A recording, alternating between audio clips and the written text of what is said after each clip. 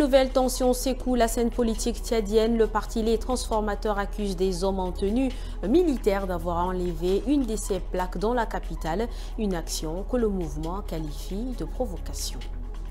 Détresse d'une mère face à la maladie. À N'Djamena, une mère vit un combat de chaque jour pour sauver son fils de 5 ans. Le petit Christian souffre d'une insuffisance rénale et subit des dialyses répétées. Sa maman appelle à la solidarité pour lui redonner espoir.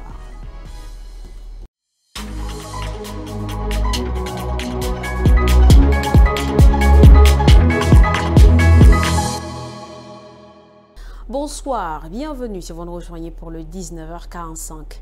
Une nouvelle tension politique a éclaté dans la nuit du 21 octobre. Le parti Les Transformateurs affirme que l'une de ses plaques installées en face d'un hôtel de la capitale qui mène à son siège national a été enlevée par des hommes en tenue militaire non identifiés. Une action que le parti qualifie de provocation. Focal Boabsono et Medolinassou.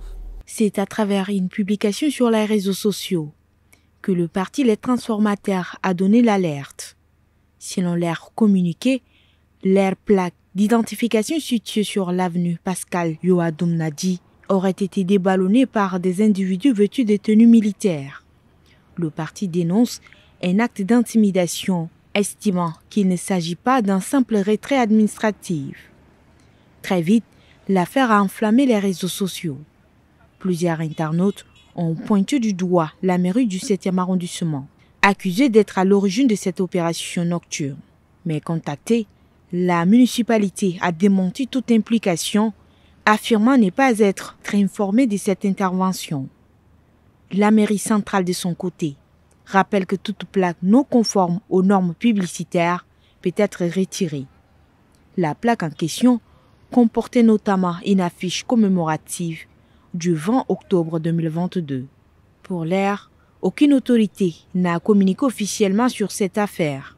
Le mystère demeure autour de l'identification des auteurs et des motivations de cet enlèvement. En 2021 déjà, la même plaque avait été retirée pendant quelques semaines avant d'être restituée au parti Les Transformateurs.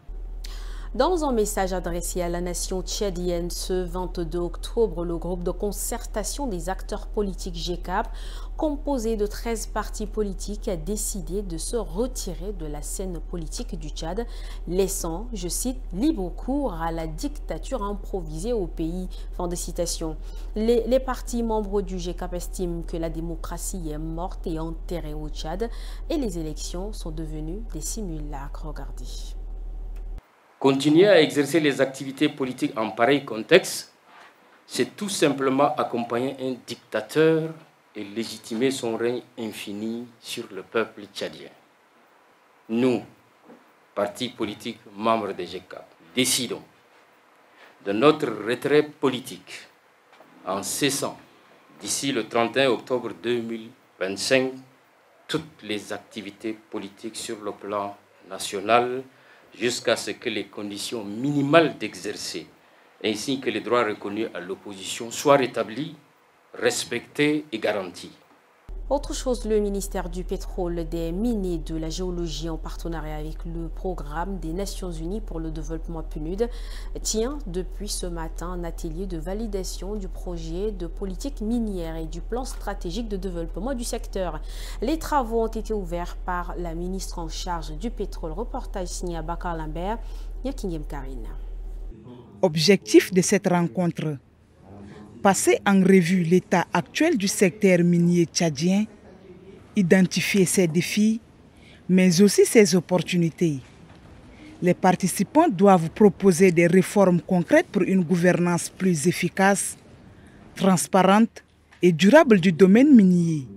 Il ne s'agira plus seulement donc d'élaborer, mais d'évaluer, de critiquer et d'affiner cette politique et ce plan stratégique pour qu'il soit robuste, réaliste et opérationnel, afin de parvenir à une validation pertinente. Nous devons nous assurer qu'ils abordent les défis actuels portant la promotion de la recherche géologique, de l'investissement privé, la valorisation locale des substances minérales, de la protection de l'environnement des communautés concernées.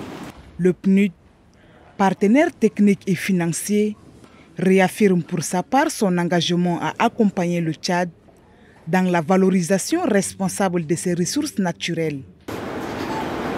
La valorisation durable du potentiel minier, qu'il soit artisanal ou industriel, peut contribuer significativement à accroître les recettes publiques, stimuler les investissements privés, renforcer les capacités locales et améliorer le bien-être des populations, notamment dans les zones rurales de production de ressources minières. Sur 2 jours, les travaux doivent aboutir à un document de référence, véritable feuille de route, pour faire du secteur minier un levier de croissance économique et un pilier du développement durable. Le temps d'une actualité en bref dans ce journal, une compilation de Rassamor Jimleila. Dans le cadre du plan national de développement Tchad Connexion 2030, le consul honoraire du Tchad à Accra, Adam Djibril, a reçu en audience une délégation du conglomérat Adfat Group Ltd accompagné de ses partenaires. Ce groupe et ses partenaires ont exprimé leur volonté d'accompagner le Tchad dans la mise en œuvre de projets structurants dans les secteurs suivants: énergie thermique et renouvelable, industrie minière, construction d'infrastructures et des bâtiments de haut standing, fourniture des gasoil et des kérosènes de qualité supérieure à des conditions hautement compétitives. Le ministre de la Santé publique et de la Prévention, Dr Abdelmadid Abderrahim, a présidé une réunion importante ce mercredi 22 octobre avec les responsables du syndicat des médecins du Tchad. Les échanges ont porté sur plusieurs points cruciaux, notamment le paiement des arriérés de salaire des médecins récemment intégrés, leur statut particulier, leur sécurité dans l'exercice de leurs fonctions et le paiement régulier des primes et indemnités de garde. La rencontre s'est tenue en présence du ministre de la fonction publique et de la convention sociale, ainsi que du secrétaire d'État aux finances et au budget. Pour finir, la présidente de la Haute Autorité des médias et de l'audiovisuel du Tchad et vice-présidente du réseau des instances de régulation de la communication audiovisuelle relevant de l'espace francophone, Madame Halima Sadia Ali séjourne à Abidjan, en Côte d'Ivoire. Elle participe aux travaux d'encadrement et de suivi de la couverture de la campagne électorale pour l'élection présidentielle du 25 octobre. Au dernier titre de cette édition, une mère désespérée demande solidarité pour sa progéniture qui souffre d'une maladie rare chez les enfants. Oui, Christian, 5 ans, affronte une maladie rare chez les tout-petits, l'insuffisance rénale.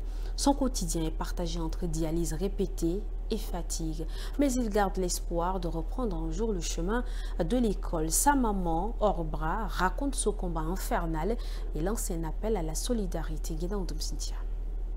À 10 ans, Christian mène un combat silencieux.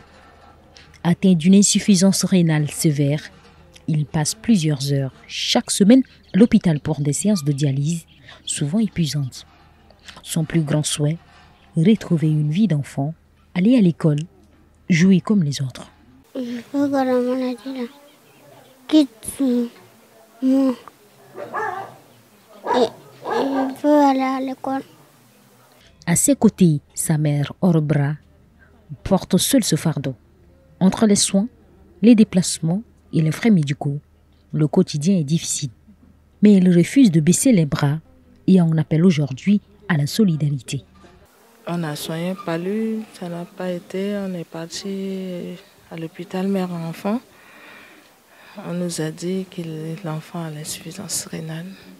On a fait quelque chose de 22 jours, on nous a libérés. On a fait quelque chose d'1 mois et puis ça a fait rechute. On est reparti, on a fait 6 jours, on est sorti. Et comme on nous a dit l'insuffisance rénale, l'enfant continue à faire la dialyse.